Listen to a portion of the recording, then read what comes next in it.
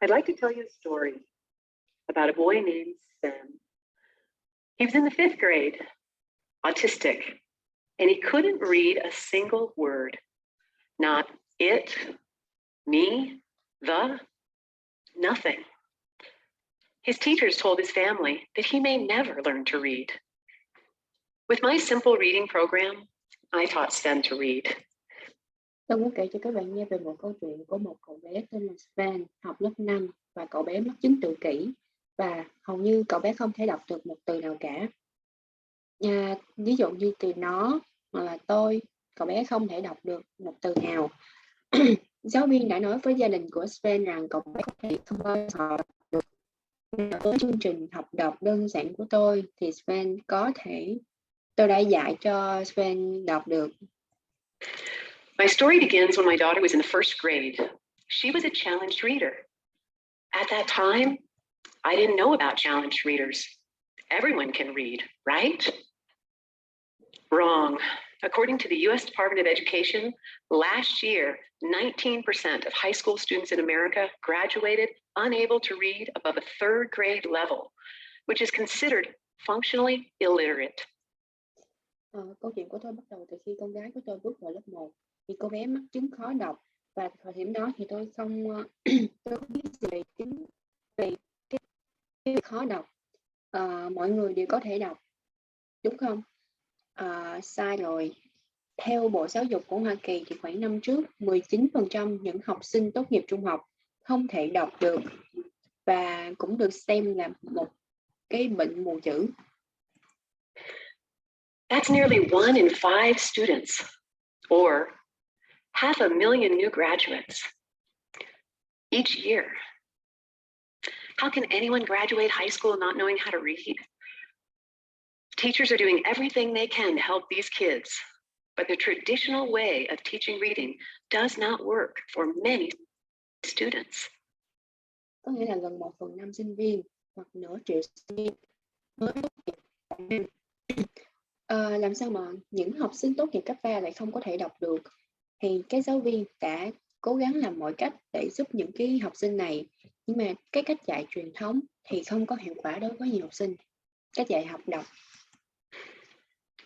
According to the National Assessment of Adult Literacy, in America, 85% of juvenile delinquents and 70% of prison inmates are functionally illiterate. Theo đánh giá về cái khả năng đọc của người lớn thì ở Mỹ 85% những cái trẻ vị thành niên phạm pháp và 70% các tù nhân thì bị mù chữ về mặt chức năng. Illiteracy is the number 1 predictor of future criminal activity. There is a solution, and this is how it came about. In my 20s, I went to Japan to teach English. I needed to learn Japanese, and I was told to learn to read first. Mù chữ là một cái yếu tố tuyên đáng về những cái hoạt động phạm tội trong tương lai. Và có một giải pháp, và đây là cách mà giải pháp đó ra đời. Thì vào năm tôi 20 tuổi, tôi đã đến Nhật Bản để dạy tiếng Anh, và sau đó tôi còn phải học tiếng Nhật, và người ta đã bảo tôi là cần phải học đọc trước. I discovered that the Japanese have developed a system called hiragana, which makes reading so easy. I learned in a week. I didn't know the meaning of the characters at first. The point is that I could sound out and correctly pronounce Japanese. Tôi phát hiện là người Nhật đã phát triển một cái hệ thống được gọi là hiragana và giúp người học có thể học đọc một cách dễ dàng, và tôi đã học được trong 1 tuần. Tôi không biết ý nghĩa của mỗi ký tự là gì, nhưng mà tôi có thể phát âm và nói ra một cách chính xác cái tiếng Nhật đó. 10 years later, when my daughter's reading challenge opened my eyes, I decided to take what I learned in Japan and adapt it to English. With the help of a reading specialist, I wrote down all the sounds of English. 10 năm sau mà khi mà con gái của tôi bị mất tiếng khó đọc, thì tôi đã lấy những gì tôi học ở Nhật Bản và bắt đầu áp dụng vào tiếng Anh. Với sự giúp đỡ của một cái chuyên gia về việc đọc. Tôi đã ghi tất cả các âm của tiếng Anh.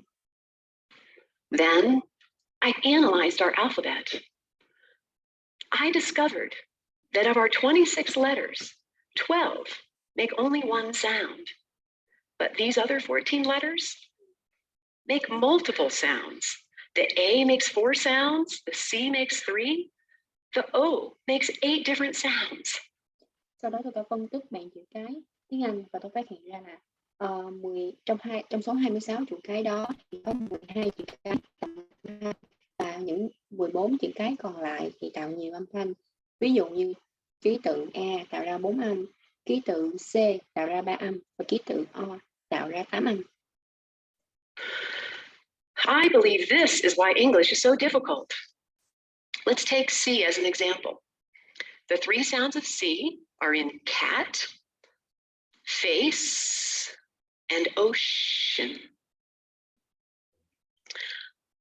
I was also surprised to discover that these 17 letters are sometimes silent, meaning they do not make a sound in many words.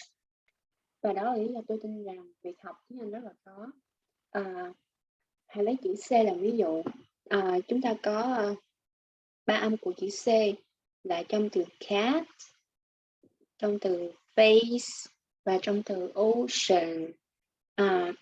Tôi cũng ngạc nhiên khi phát hiện là tất cả có 17 âm và đôi khi nó là âm câm, có nghĩa là chúng không có tạo ra âm thanh khi mà nó đứng trong từ.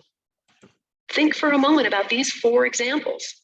There's no B sound in the word doubt, no G sound in the word sign, no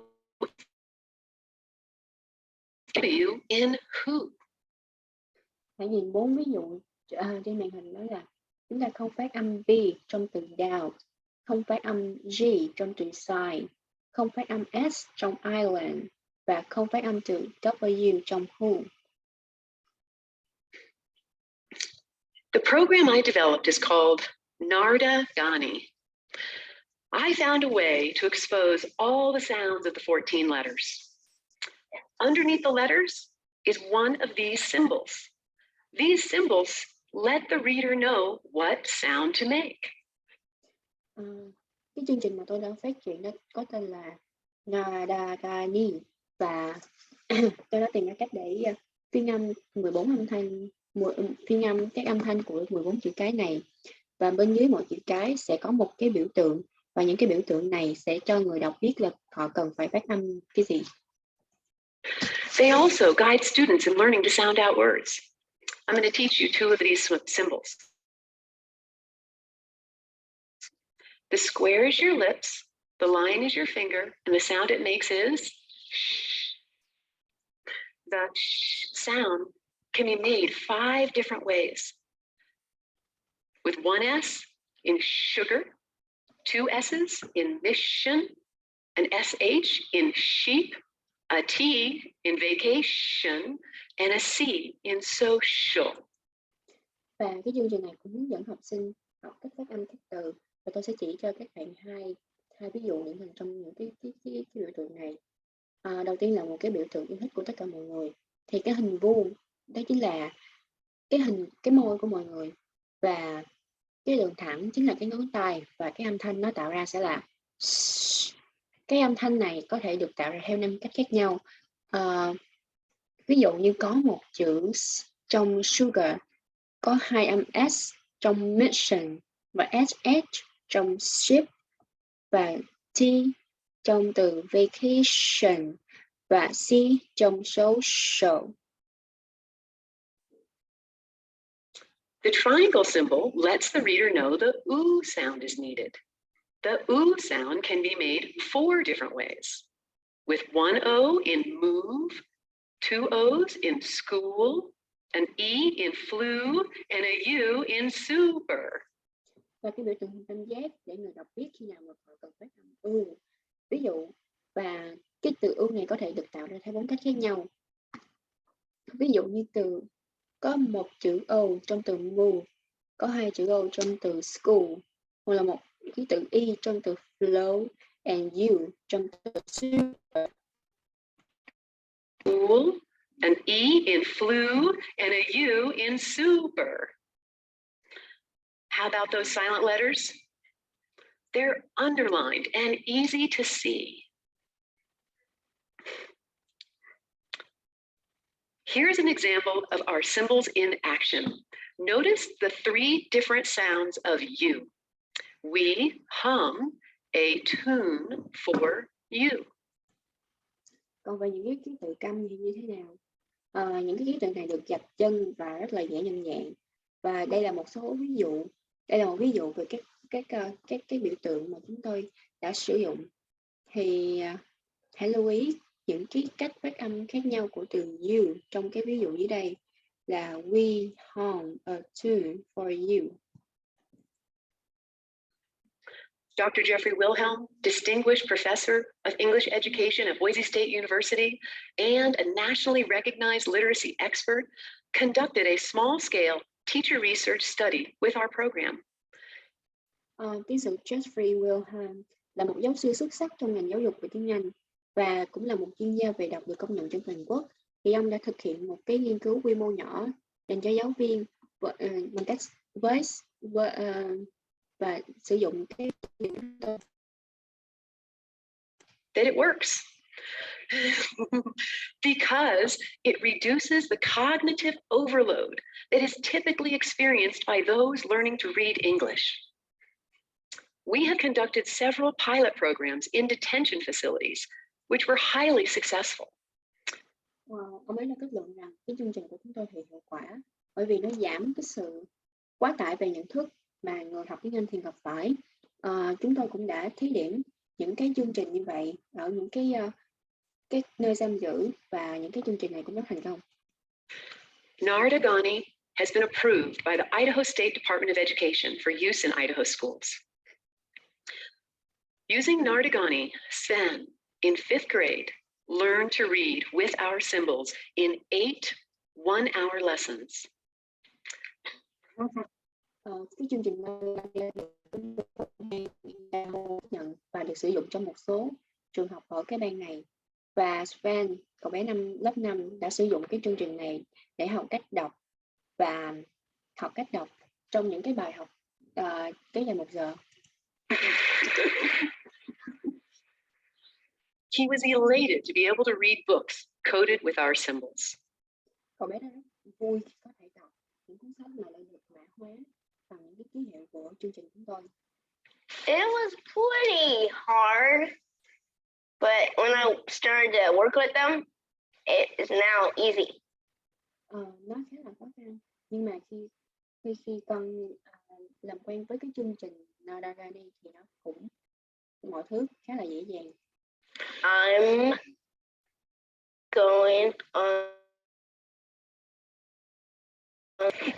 I see zebras raised on safari. Cho thấy những con ngựa trên safari. I see animals all around me. Con thấy những con động vật xung quanh tôi. On safari. I did it. So, Sven learned to read our coded books in 8 one-hour lessons. Several months later, he no longer needed the symbols. Vì vậy, Sven đã học được cách đọc, học được cách đọc một cuốn sách và được mã hóa bằng những cái biểu tượng trong hệ thống của chúng tôi. Và vài tháng sau thì cậu bé không còn cần đến những cái biểu tượng mã hóa này nữa. Last year in high school, Sven became a proud member of the National Honor Society of America.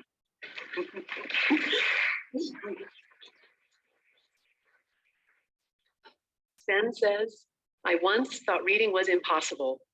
Now, I know all things are possible. Thank you. Năm ngoái thì khi mà Sven đã từng trung học thì cậu bé đã và Sven đã từng nói rằng con đã từng nghĩ việc đọc là không thể, nhưng bây giờ con đã biết là mọi thứ đều có thể. Cảm ơn các bạn.